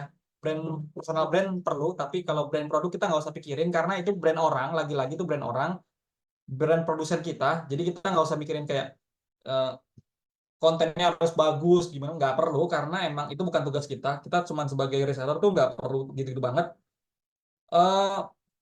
Jadinya nggak capek gitu teman-teman. Jadi nggak capek. Jadi tinggal jualan aja. Bener-bener fokusnya tuh kalau di reseller tuh jualan aja, datengin traffic aja, udah gitu doang sih. Paling gitu ya teman-teman. Terus kita masuk ke metode kedua. Oh ya, kalau misalnya ada yang kerasa kecepatan boleh angkat tangan atau bisa chat di ini ya teman-teman. Pak kecepatan, Mas kecepatan atau gimana gitu. Terus yang kedua metodenya adalah mini model. Ini tuh ada 3 macam. Yang pertama affiliate, dropship, sama produk digital. Ini lagi ramai banget nih. Kalau affiliate, teman-teman mahasiswa mungkin ya udah banyak yang tahu. Kalau misalnya affiliate itu kan kita nggak butuh toko, nggak butuh barang ada gitu, nggak butuh modal juga gitu. Padahal hampir nggak butuh modal, karena kita tinggal ngambil link aja. Kita taruh linknya di kayak ada di link ID, ada Linktree gitu-gitu ya. Itu tuh kita tinggal naruh di bio Instagram kita, di bio TikTok kita. Orang ngeklik, orang beli, orangnya belinya ke produsennya lewat lewat lewat link yang kita punya, kita dapat komisi itu. Biasanya komisinya antara 5%, 10% sampai 25%. Saya nggak tahu paling besar berapa, tapi saya pernah dapat cuman yang 25% baru nemunya gitu. Itu affiliate kayak gitu tuh. Jadi benar-benar mini modal banget. Jadi kita benar-benar nggak nyetok barang, nggak punya marketplace juga, ya nggak punya pegawai juga gitu. Dan nggak ngurusin kirim-kiriman, nggak ngurusin packing-packingan, nggak ngurusin sama sekali. Nah, kalau yang dropship, kita punya toko toko online kayak punya marketplace juga. Kita kita ngurusin poster-posternya, marketingnya juga, datangin trafficnya juga, kontennya juga. Tapi kita nggak nyetok barang, nggak ngirim-ngirim juga, nggak ngurusin apa namanya, nggak ngurusin produksi juga. Jadi enaknya gitu juga. Jadi ini mini modal juga. Cuman emang ada effortnya, yaitu bangun marketplace. Bangun marketplace-nya ya dimiripin sama produsen gitu. Kita langsung ke langkahnya aja. Kalau langkah untuk jadi afiliator tuh biasanya stepnya pertama tuh teman-teman nyari dulu mau main jadi affiliate apa nih? Tokped, Shopee, Lazada, TikTok gitu-gitu tuh pengen jadi yang mana? Itu biasanya tuh daftar dulu. Kalau udah keterima, teman-teman langsung cari produk yang lagi rame ombaknya. Kayak tadi yang saya ajarin di step pertama tuh. Cek aja pakai hashtag. Main apa? Mau main panci, mau main sepatu gitu. Itu cari. Habis itu copy link produknya yang di Shopee-nya atau di Tokped-nya segala macam, masukin ke akun affiliate teman-teman untuk di generate. Nanti habis itu taruh deh di bio teman-teman tuh. Nah, setiap konten itu link itu dimasukin terus di konten itu gitu. Kayak klik link di bio ya nomor 10 misalnya, klik link di bio ya nomor 1, klik link di bio ya nomor 15 gitu. Nah, itu tuh mereka tuh pakai kode affiliate biasanya. Nah, itu tuh lumayan gampang gitu. Tapi komisinya kecil rata-rata. Nah, PR-nya adalah ya tadi nih, 4 ini nih. Daftar, cari produk, copy link, sama bikin konten yang rajin. Karena affiliate itu modalnya cuma bikin konten yang rajin. Udah itu aja sih sebenarnya. Nggak ada yang gimana-gimana. Tercapeknya cuma dibikin konten aja sih, karena harus rutin. Nah, kalau untuk jadi dropshipper, cari produsennya, terus izin sama dia untuk apa apa namanya pakai marketing kitnya dia. Misalnya kita nemuin di Shopee ada penjual herbal gitu ya, Mas saya pengen jualan juga dong kayak Mas gitu, saya pengen dropship semua produknya Mas misalnya. Boleh nggak? Kalau misalnya dia ngizinin, yaudah izinin, minta download aja semua foto-fotonya yang ada di tokonya itu, teman-teman copy langsung ke toko teman-teman sendiri, di copy semuanya. Nah, harganya bedain, naikin 10.000, naikin 5.000, itu cukup sih. Nah, nanti kalau kalau ada orderan di toko teman-teman tinggal hubungi supplier via WhatsApp tuh, misalnya, Mas ini ada orderan ini, bisa tolong kirim nggak? Ini resinya, saya transfer ya bayarnya. Jadi teman-teman transfer ke produsen ntar ngirim barangnya pakai resi teman-teman, ya udah selesai gitu, dapat keuntungan gitu sih. Dropship alurnya kayak gitu. Terus ya ini tadi bangun PR kan bangun marketplace, cari produk, cari produsen, sama datengin traffic. Nah, ini datengin traffic ke marketplace kita itu pakai iklan, pakai konten juga di Instagram, di YouTube, itu juga sama. Jadi intinya datengin traffic gitu. Tapi ini ada effort bikin toko dulu gitu. Cuman lebih lebih long last daripada affiliate. Itu sih, teman-teman. Selanjutnya, kalau produk digital, ini teman-teman PR-nya adalah ngebedah skill dulu yang dimiliki apa, karena rata-rata produk digital itu yang dijual adalah skill. ya e-book, template, font, foto produk, kemasan, template Canva gitu itu tuh skill kan, itu skill. Jadi skill resep masakan itu tuh produk digital. Jadi dibedah dulu skillnya. Habis kalau misalnya ngerasa Mas saya nggak punya skill nih gitu, ya udah cari temen yang skillnya banyak banget, ajak kerjasama gitu. Dia yang skill dia yang dibedah, dijadiin produk, kita yang jualan kayak gitu. Yang kedua, kalau udah tahu skillnya, dibikinin frameworknya nih. Misalnya saya punya member itu eh dia skillnya bikin kopi, jago bikin kopi. Dia punya toko kopi lah gitu. Nah, dia bikin bikin bukunya itu, bikin e-booknya tuh produk digitalnya adalah cara bikin kopi botolan di rumah yang bisa menghasilkan cuan. Nah, itu tuh orang kan jadi pengen bikin usaha kopi dengan resep kafe gitu, tapi bikinnya di rumah aja gitu. Nah, itu tuh jadi e-book dan itu laku dijual. E-booknya laku. Jadi resep bikin kopi rumahan yang pakai botolan itu tuh dia jualan. Itu member saya tuh lumayan laku tuh. Nah, itu bikin kayak gitu tuh, bikin frameworknya, langkah-langkahnya bikin kopinya gitu. Gimana? Intinya sih skill-skill kita tuh menjadi solusi buat orang gitu. Nah, itu pakai frameworknya gimana, langkahnya kayak gimana. Yang ketiga tuh bikin produk digitalnya. Tinggal dipilih teman-teman mau main di e-book, template, printables, font, gambar, video, gitu-gitu tuh banyak banget. Jadi bisa dipilih aja teman-teman. Browsing lagi aja terkait produk digital apa aja, banyak. Terus yang keempat itu bikin konten. Ini bangun personal branding. Ini penting banget. Kalau di antara yang tadi tiga, ya di antara dua tadi itu dropship sama affiliate nggak terlalu penting. Kalau di produk digital sangat penting personal branding karena orang mau beli produk digital yang fisiknya nggak ada itu harus percaya sama kita sebagai penjualnya. Nah, untuk percaya kita harus munculin value-value si produk kita itu juga setiap harinya bahkan ya di konten-konten kita di sosial media. Makanya mau nggak mau personal branding jadi penting banget dan itu PR kita buat jualan produk digital. Jadi bangun kredibilitas dulu, habis itu baru jualan kayak gitu. Yang terakhir ya itu tadi kita datangin traffic dari konten organik sama dari paid gitu. Nah, ini akan saya bahas di selanjutnya nih, paid sama organik. Nah, belajar digital marketing itu intinya kan jalan datengin traffic dari dunia digital teman-teman ya. Kalau misalnya ngomongin digital marketing tuh apa skupnya banyak banget. Ada CEO, ada KOL, ada ads, macam-macam banyak banget. Nah, eh, digital marketing sendiri bagi dua hal. Yang pertama organik alias tidak berbayar, yang kedua paid alias berbayar. Nah, kalau untuk organik ini minim biaya banget, hampir nggak ada biaya malahan. Contohnya nih CEO di web, biasanya orang-orang tuh bikin artikel, nulis blog, itu pokoknya nulis deh, sering-sering nulis. Biasanya website kita tuh bakalan kalau dicari di Google misalnya kayak obat jerawat cara menghilangkan jerawat. Nah, kita punya produk, kita punya brand cara ngilangin jerawat gitu ya. Nah, website kita tuh terkait jualan produk jerawat. Nah, kalau kita sering nulis artikel tentang jerawat, itu nanti di SEO Google tuh naik ke atas tuh biasanya nomor kita. Website kita tuh ada di halaman pertama karena ada artikel di situ. Nah, kalau semakin banyak orang baca, semakin naik traffic di website kita dan kita bakal sering naik tuh website kita tuh. Nah, itu kan gratis ya teman-teman ya, nulis artikel aja. Yang kedua, lewat konten marketing, entah konten di YouTube, di Short, di TikTok, di Instagram, di Reels gitu tuh, itu kan gratis lagi ya, lagi-lagi saya bilang tuh gratis, minim biaya banget. Nah, itu juga sama, datengin traffic ke marketplace kita, datengin traffic ke website kita. Itu tuh jualan yang lumayan oke gitu. Karena saya punya bisnis yang masdai.web.id itu, saya datengin traffic dari tweets aja itu 3 hari bisa dapat 500 ribuan tuh untuk penjualan produk digital saya. Jadi lumayan oke lah gitu untuk organik ya. Jadi nggak bisa diremehin juga kalau misalnya memang kita berkonten di organik gitu. Kelebihan dan kekurangannya ya tentu aja prosesnya butuh waktu karena ini gratisan gitu, butuh waktu banget dan lumayan lama gitu. Karena harus konsisten. Terus nggak bisa terukur hasilnya. Misalnya ada yang beli itu ya, kita nggak tahu nih ini yang beli dari mana gitu. Apa dari paid, apa dari organik.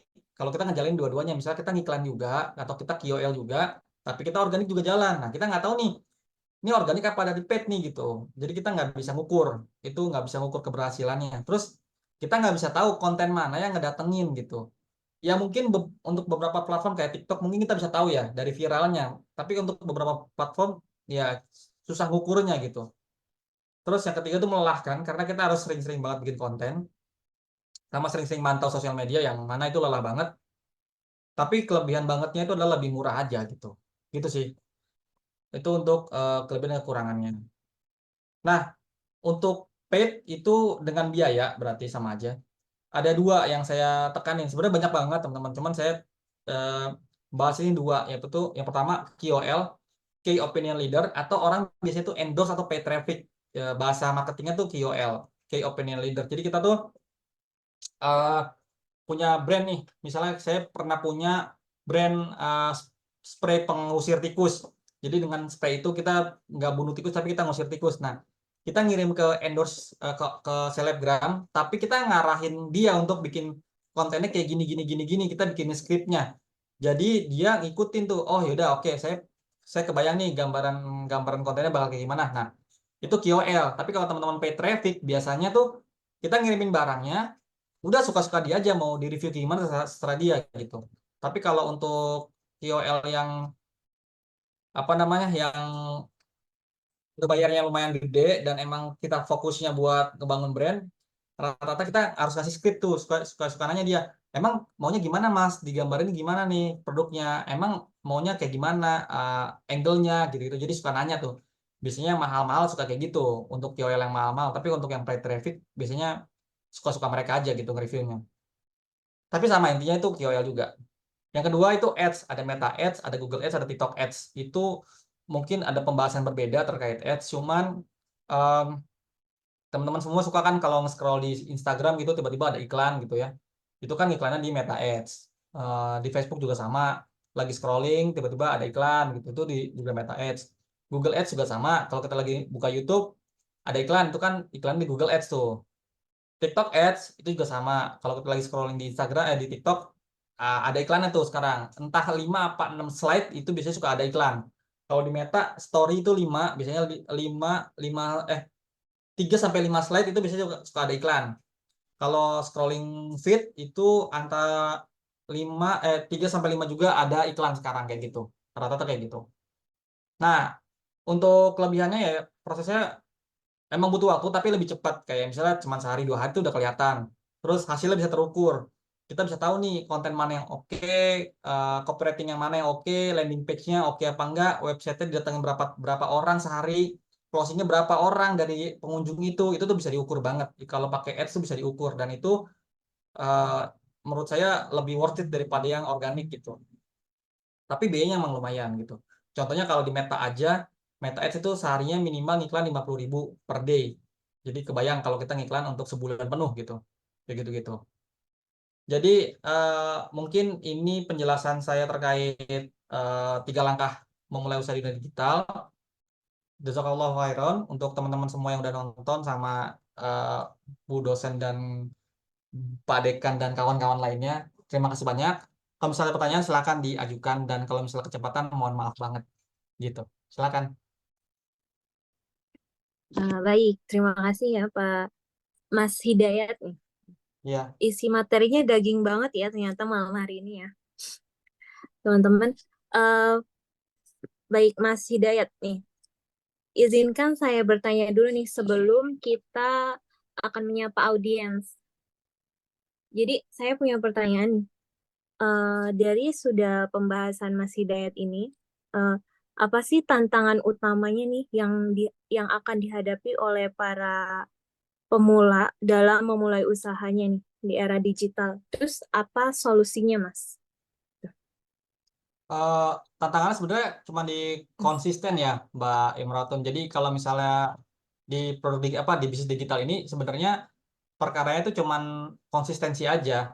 Karena kalau dulu kan kita jualan produk fisik kan mau nggak mau kita kan bangun pagi, goreng gerobak atau buka warung gitu kan, itu kan udah pasti harus dilakuin ya. Tapi kalau di dunia digital kan kita bisa bener-bener malas-malasan aja kayak konten ya antar siangan aja, antar malam aja. Nah itu sebenarnya yang bikin masalah tuh di dunia di bisnis digital gitu. Kadang orang nyepelein sama hal-hal yang kayak gitu-gitu. Nah yang udah mah kalau saya sama teman-teman saya yang pengusaha yang jalan sampai sekarang tuh mereka tuh disiplin gitu. Jadi nggak mau ngebedain ini lagi bisnis offline apa online, tetap aja yang disiplin mah disiplin aja gitu, kayak tetap hadir ke kantor, tetap tetap konten di jam-jam yang memang harus ditentuin gitu. Bahkan kita akan jauh lebih apa ya, lebih lama meleknya gitu, karena buat orang-orang yang suka begadang sih kayaknya dunia digital tuh oke banget sih, bisnis digital tuh apa namanya ya, kayak surga banget gitu, karena emang konten tuh enakan malam sebenarnya, kayak gitu sih Mbak. Hmm. Iya, iya. Oke, Mas. Terus berarti apa ya saran terbaik buat Mas Hidayat nih bagi kita yang baru memulai usahanya terutama di Eh, digital. Mm-mm. ini aja sih, habis riset produk langsung action aja, jangan kelamaan dipertimbangin gitu, karena lagi-lagi bisnis yang bagus tuh bisnis yang bakal dijalanin gitu. Kalau misalnya didiemin doang ya jelek aja gitu.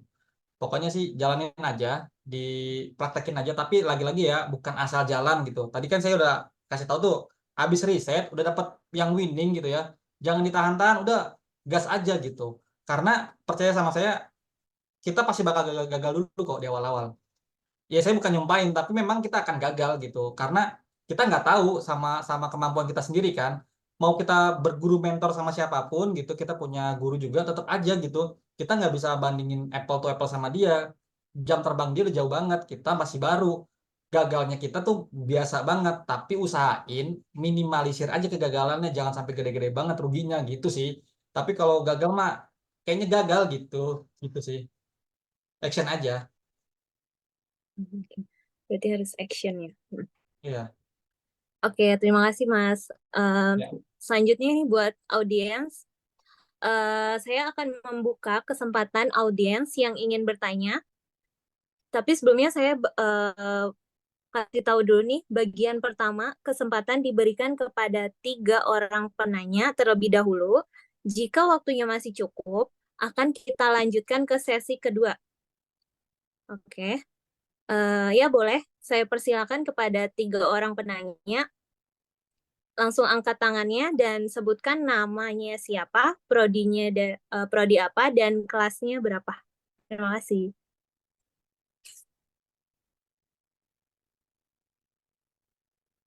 Ya boleh. Terus yang milihnya Mbak moderator aja lah, jangan saya. Baik, cek. Nggak ada yang bertanya ini? Ada tuh, ada Sri Sekar Ada ya. sama Lani ya. Nah, Coba.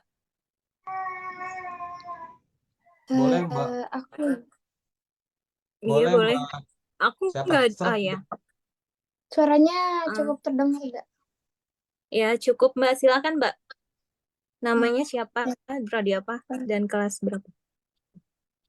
Assalamualaikum warahmatullahi wabarakatuh. Salam warahmatullahi wabarakatuh. Waalaikumsalam. Perkenalkan, nama saya Rani Wahyuni dari Prodi BKPI, kelas BK22C2.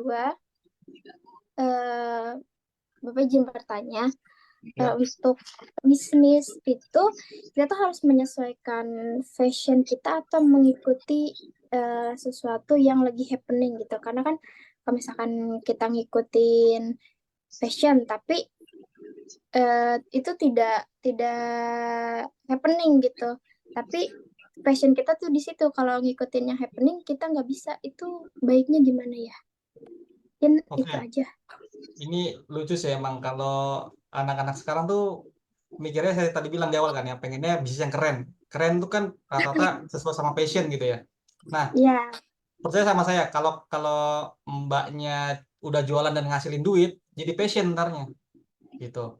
Jadi untuk awal-awal kalau tujuannya pengen cuan dulu, pengen duit dulu ya, goalsnya pengen dapat duit gitu ya, jangan ngomongin passion dulu, nanti aja. Passion tuh hadirnya nanti di belakangan. Ini sekarang saya lagi ngejalanin bisnis passion saya nih, yaitu saya jual produk digital, yang mana saya benar-benar nggak punya pegawai, saya di rumah aja, tapi duitnya datang gitu. Itu tuh passion saya. Tapi kalau saya jalanin ini dulu ya, kemarin-kemarin di awal, kayaknya nggak akan jadi gitu. Karena saya perlu dapur yang dipanasin, saya perlu biaya untuk sekolah anak, itu tuh nggak bisa ngomong pakai passion gitu. Sedangkan passion itu dibangun pakai hal yang lama banget. Contohnya, saya desainer, saya passion saya ngedesain gitu ya. Saya ngebangun itu untuk bikin orang percaya, terus datengin klien dari klien 1 ke klien 2 ke klien 3 tuh kan lumayan lama. Passion tuh lagi-lagi ngegerogotin waktu gitu. Kalau buat saya sih ya, nggak tahu kalau yang lain. Tapi saya pribadi untuk di awal nggak usah ngomongin passion dulu. Pokoknya nyari dulu market yang oke, udah fit. Terus kita mampu jualan produknya, jualan dulu aja. Nanti kalau udah punya uang lebih, jalanin passionnya gitu. Gitu sih kira-kira. Baik Pak, terima kasih. Ya, sama-sama. Ya itu Mbak Sri Sekar ya. Boleh. Iya, Mbak. Sri Sekar nih, boleh.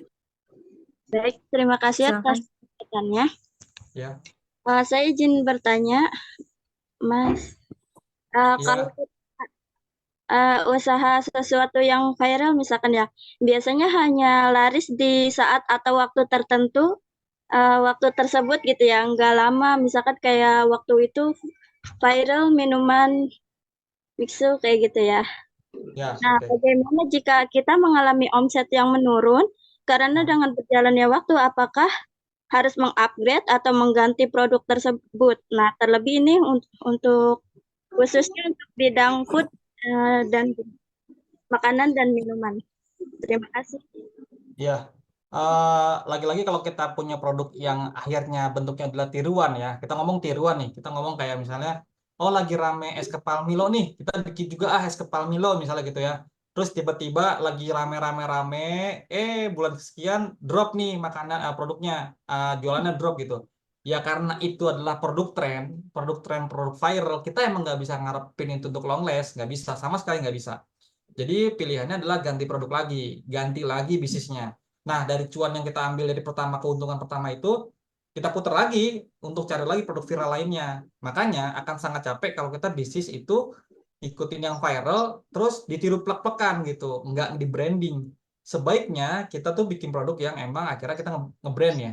Kita ngomonginnya brand tuh kan nggak harus yang mewah-mewah, yang nggak usah gede-gede. Ya pakai merek sendiri, terus pakai cara sendiri gitu. Ya bolehlah ATM lah ya, amati tiru modifikasi gitu, tapi jangan plek-plekan banget gitu.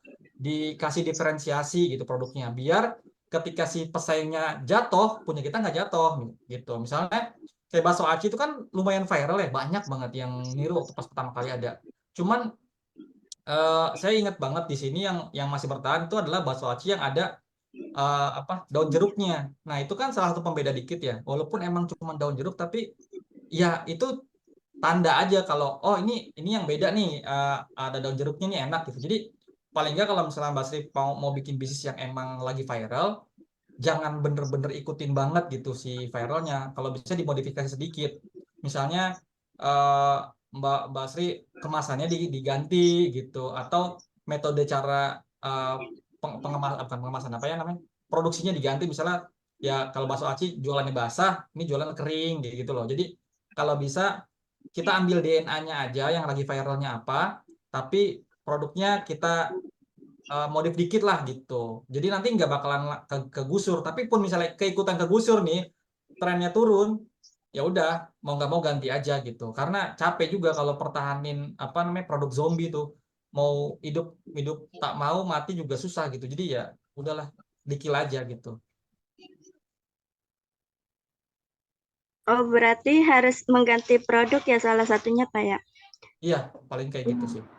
Terus juga kan ganti produk kan gak gampang ya Pak. Berarti harus punya inovasi baru ya, dan brand baru, dan tentunya modalnya juga baru. Nah, nanti itu gimana Pak sarannya?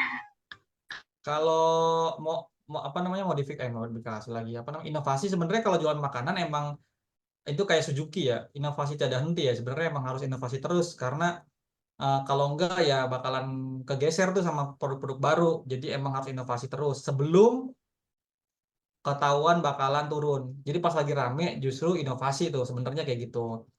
Kalau kita ngomongin tadi, kalau misalnya ganti produk, modelnya baru lagi, gede lagi, keluar lagi, ya jelas gitu. Makanya jangan sampai pas start di modal awal itu kita main-main. Yang tadi saya bilang, jangan cuman modal copy produk orang, akhirnya pas jatuh ngerasa juga gitu. Untungnya nggak diputer. Nah, kalau saya sih dari awal kalau mau pilih ya tadi, kalau misalnya mau jadi maklon atau jadi reseller atau jadi produsen sekalian gitu. Dan jangan tiru plek-plekan banget gitu, Jadi kalau misalnya mau bikin bisnis tuh ya pakai fresh idea yang dimodif aja gitu. Insya Allah sih nggak apa-apa sih, karena kalau misalnya ngomongin inovasi seharusnya dari awal sebelum mau bangkrut itu udah inovasi dulu sebenarnya. Jadi Mbak Sri sebelum udah ngerasa nih, wah nih produk saya udah mulai turun-turun nih, inovasi bikin aja gitu. Kalau misalnya ada duit sedikit daripada changing produk, pivot bisnis, ya kalau ngerasa marketnya masih ada, masih banyak, ya udah mendingan diinovasi bikin produk baru gitu. Kayak saya Gobanco saya ini dari 2016, di 2018 sempat hilang market. Saya sempat bangkrut juga, maksudnya bangkrut tuh ya turun aja gitu, turun nggak sampai tutup banget sih. Akhirnya saya inovasi buat, dulunya kan saya cup, bentuknya cup gitu, cup terus isinya tuh coklat lumer-lumer gitu, terus ada snack-snacknya gitu kan, jadi orang kalau makan tinggal dibuka cupnya tinggal dimakan gitu. Nah akhirnya tren itu habis, berganti ke snack-snack kemasan kayak pakai pouch gitu. Akhirnya rame kan dulu Zanana, Maichi gitu-gitu. Nah itu akhirnya saya inovasi ke situ. Gimana caranya produk saya yang coklat ini bisa jadi produk yang kering yang bisa dikirim pakai dikemas pakai pouch dan bisa dikirim ke seluruh Indonesia. Akhirnya saya inovasi cari caranya gimana dan dapat jadilah Gobanco yang sekarang. Nah itu juga di perjalanannya dari 2018 sampai ke 2024 sekarang kan ada COVID tuh kemarin. Nah itu juga saya sama inovasi juga gimana caranya orang-orang menyerap produk saya selama COVID tuh. Kan kalau misalnya saya diem doang pasti udah gulung tikar gitu, udah pasti tutup. Tapi alhamdulillahnya enggak gulung tikar dan masih bertahan sampai sekarang. Karena itu tadi saya ngeluarin produk-produk yang akhirnya apa ya kira-kira orang kalau kena COVID makan apa ya di rumahnya ya. Saya bikin produk-produk gimmick gitu untuk mendukung produk utamanya. Kalau misalnya Mbak Sri pernah tahu, pernah dulu ada namanya Coca-Cola Zero. Itu tuh hadir untuk ngedukung produk Coca-Cola yang awal. Tujuannya bukan buat selling, bukan, tapi tujuannya buat ngingetin bahwa Coca-Cola tuh ada, kayak gitu. Tujuannya kayak gitu. Jadi rata-rata produk gimmick itu hadir cuman biar market tuh nggak lupa sama brand kita, kayak gitu. Jadi itu perlu kalau teman-teman semua punya bisnis, usahain punya produk gimmick yang ujung-ujungnya buat ngingetin brand produk teman-teman, kayak gitu sih. Gitu Mas Sri, kira-kira. Baik, terima kasih atas jawabannya, Mas. Sama-sama. Baik, langsung nih ada Mas Iklima. Boleh, Mas. Silakan. Baik, makasih Mas Dayat ya atas ilmunya yang daging banget nih. Perkenalkan nama saya Iklima Sanubari, calon mahasiswa BKPI tahun 2024. Mau nanya Ya, Mas, Mas, selamat. tadi kan sudah dijelasin ada reseller ya kan, ada jual produk digital. Nah, yang saya mau ini kan adalah dropshipper Mas dengan produsen gitu. Jadi bagaimana membangun kepercayaan antara dropshipper dengan produsen, karena kan apa ya istilahnya tadi tuh, kalau dropshipper itu kan kita juga ngurus penjualan gitu. Jadi sedangkan kita misalkan nggak kenal dengan produsennya gitu. Nah itu bagaimana membangun kepercayaan itu gitu. Itu aja mungkin. Sebenarnya kan kalau saya sih, saya nggak tahu ya kalau secara offline nyari supplier gimana. Tapi kalau saya, karena ini era digital, saya nyari supplier itu ke ya Shopee, ke Tokped, Mas. Jadi saya nyari nih yang bintangnya udah banyak, gitu kan. Penjualnya ribu-ribuan. Itu kan udah pasti trusted tuh ya. Maksudnya udah pasti dia nggak bakalan ngecewain kita ibaratnya ya. Ya nggak tahu soal produknya, tapi untuk kepercayaannya mereka nggak akan sia-siain gitu. Karena kan mereka juga nyari bintang kan. Jadi carinya yang kayak gitu aja Mas, simpelnya. Untuk ngomongin kepercayaan ya kita serahin sama aplikasi itu, udah nothing tulus aja.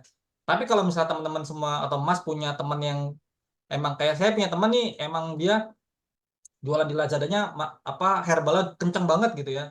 Ya saya tinggal ngobrol sama dia aja. Boleh nggak saya jualan produk kamu? Saya minta link tokonya, saya mau duplikat semua produknya. Tapi nanti saya up harganya. Kalau ada order saya WhatsApp.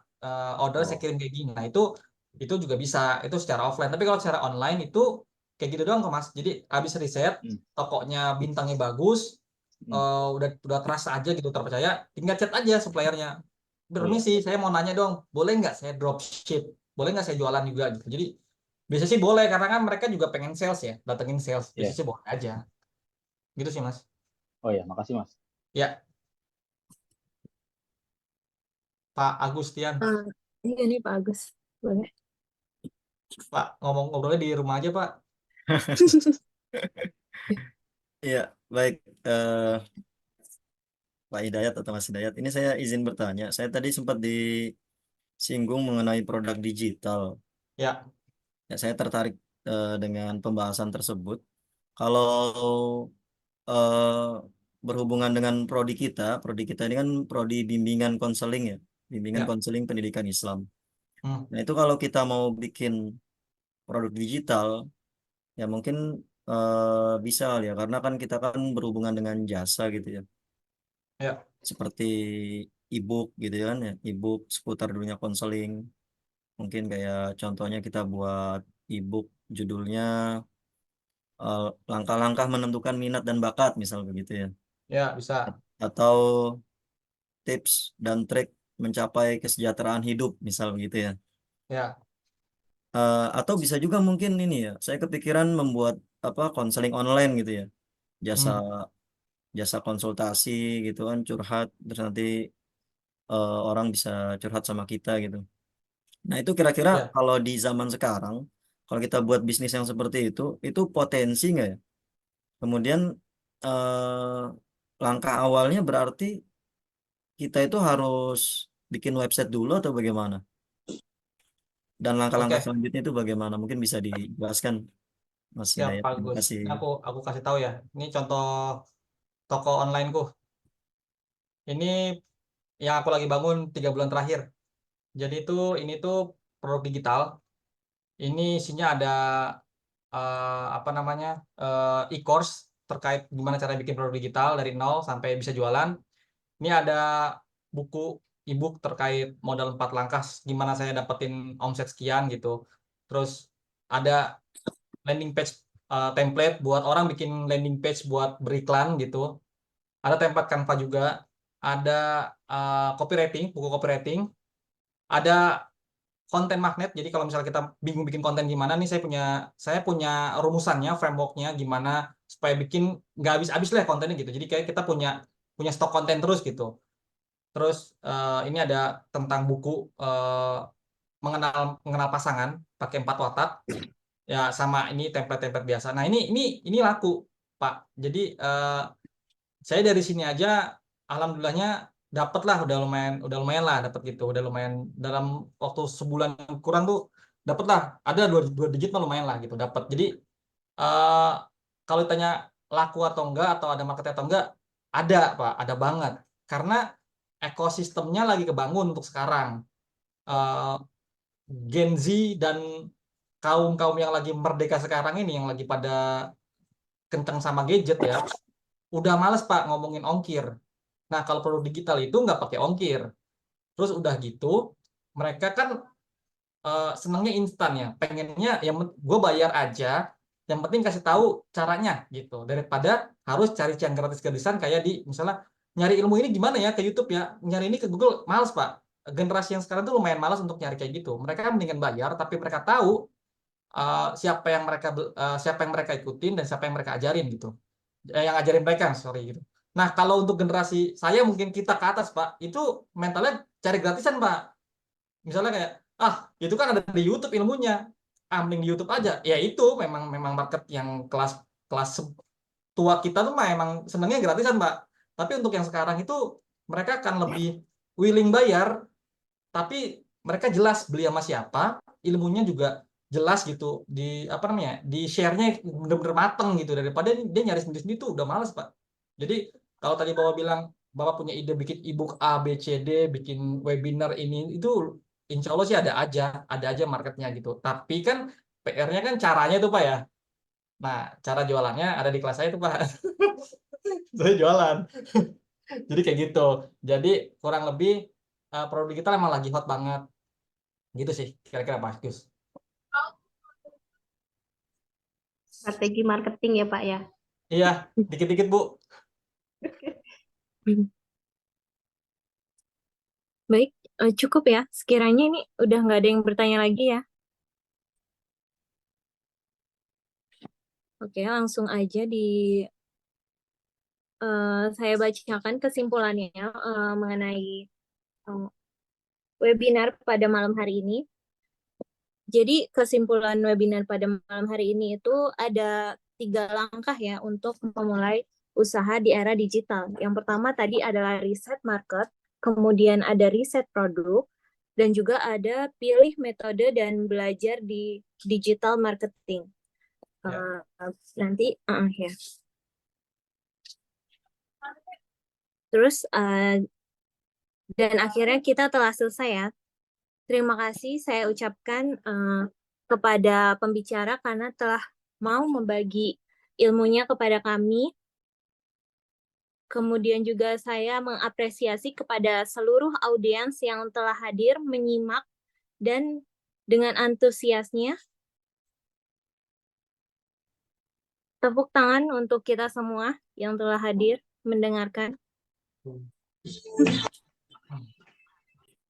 Oke, baik. Sebelum saya tutup, kepada pembicara untuk memberikan closing statement-nya. Silakan, 1 menit. Ya, sekali lagi terima kasih banyak buat teman-teman semua di sini yang udah hadir, dan lagi-lagi saya mau bilang bahwa saya bukan pakar, saya cuman jalan lebih dulu aja dari teman-teman semua, dan kemungkinan besar juga teman-teman bisa kok ngasilin jauh lebih besar daripada saya gitu. Cuman tinggal dimulai aja langkahnya, konsisten aja, jangan takut gagal terus gitu. Karena kalau takut terus nggak akan mulai gitu, nanti nggak bakal ngasilin apa-apa. Percaya aja kalau misalnya pengen dapat hasil yang beda, lakuin hal yang berbeda gitu. Itu aja sih sebenarnya. Cukup. Terima kasih. Ya, baik. Terima kasih kepada pembicara dan audiens. Saya Imratun Nafia, selaku moderator sesi diskusi malam hari ini, pamit undur diri. Terima kasih atas perhatiannya. Sesi saya kembalikan kepada MC.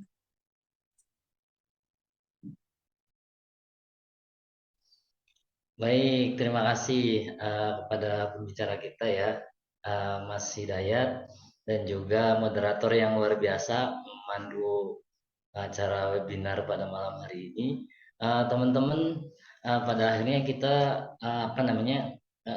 mendapatkan ilmu yang luar biasa pada malam hari ini dari seorang praktisi yang kalau kata moderator tadi semuanya daging semua gitu. Jadi tapi gini, daging ini gak ada artinya kalau seandainya hanya diliatin aja gitu kan. Harus kita makan dan kita menikmatinya. Artinya apa? Dari apa yang disampaikan tadi, itu yang paling penting itu bisa diaplikasikan. Bukan hanya dibaca terus gitu kan, slide-slide yang tadi disampaikan, tapi nggak pernah mengaplikasikannya di dalam dunia usaha. Karena kita mengikuti webinar pada malam hari ini, goals-nya adalah kita bisa punya usaha dan kita punya penghasilan sendiri gitu ya.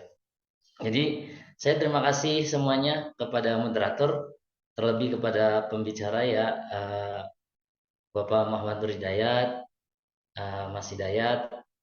Terima kasih. Mudah-mudahan buat saya pribadi bisa mengaplikasikannya gitu. Saya punya usaha meskipun masih meraba-raba seperti apa.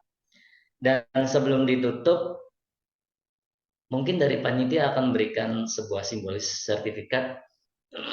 Apakah sudah disiapkan? Nah, ini sertifikat untuk pembicara kita ya dalam praktis kampus. Diberikan kepada Bapak Muhammad Nur Hidayat. Terima kasih telah bersedia menjadi pembicara pada kegiatan praktisi Ghost to Campus yang bertema 3 langkah mudah mulai usaha di era digital. Semoga ilmunya yang disampaikan bermanfaat dan tentu kita semuanya yang mendengarkan pada malam hari ini mendapatkan ilmu yang kemudian kita bisa aplikasikan menjadi usaha yang betul-betul kita jalani. Sekali lagi terima kasih banyak Mas Hidayat atas ilmunya yang sangat luar biasa. Mudah-mudahan bisa kita ATM. Oh iya, PDF-nya saya taruh mana ya Pak? Mohon maaf. Boleh nanti dikirim ke Pak Agus, boleh. Boleh. Nanti terus bisa diteruskan ke kita. Siap. Ya, dengan demikian setelah kita memberikan sertifikat secara simbolis, saya juga sebagai MC ya dalam membuka acara webinar pada malam hari ini mengucapkan banyak-banyak terima kasih dan tentunya minta maaf apabila di dalam pembawaannya banyak kekurangan dan kesalahan. Sekali lagi terima kasih juga diberikan kita ucapkan pada para panitia yang sudah bekerja keras untuk membuat acara yang seluar biasa ini sehingga kita bisa mendapatkan ilmu yang sangat banyak. Pada akhirnya mari kita tutup bersama-sama dengan membaca hamdalah. Dokumentasi. Kemudian untuk sesi dokumentasi mungkin bisa di on cam. Oh iya, sebelum kita tutup ya, teman-teman semuanya silakan untuk on cam terlebih dahulu, kita dokumentasikan acara webinar bersama pembicara kita ya Bang Hidayat. Silakan untuk mendokumentasikannya. Oke, sesi pertama. 1, 2, 3. Sesi kedua. Yang kedua, 1, 2, 3. Dan selanjutnya 1, 2, 3. Selanjutnya 1, 2, 3.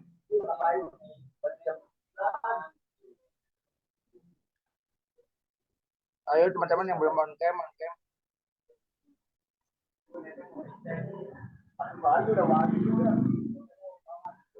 Sudah, Abdul? Sudah Pak, sudah banyak Pak. Aman, sudah Pak.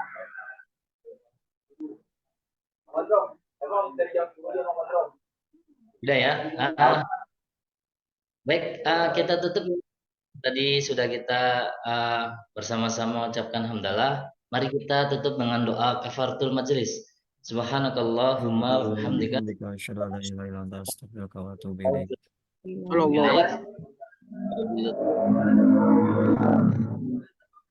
Wabarakatuh. Waalaikumsalam warahmatullahi wabarakatuh. Terima kasih Bu, Bapak. Terima kasih. Buka sendalnya. Bisa dan juga Bapak Muhammad Nur Hidayat, Mas Nur Hidayat ya. Makasih Pak, makasih. Syukron Pak Muhammad Nur Hidayat. Barakallah. Makasih Pak. Masih lagi nggak?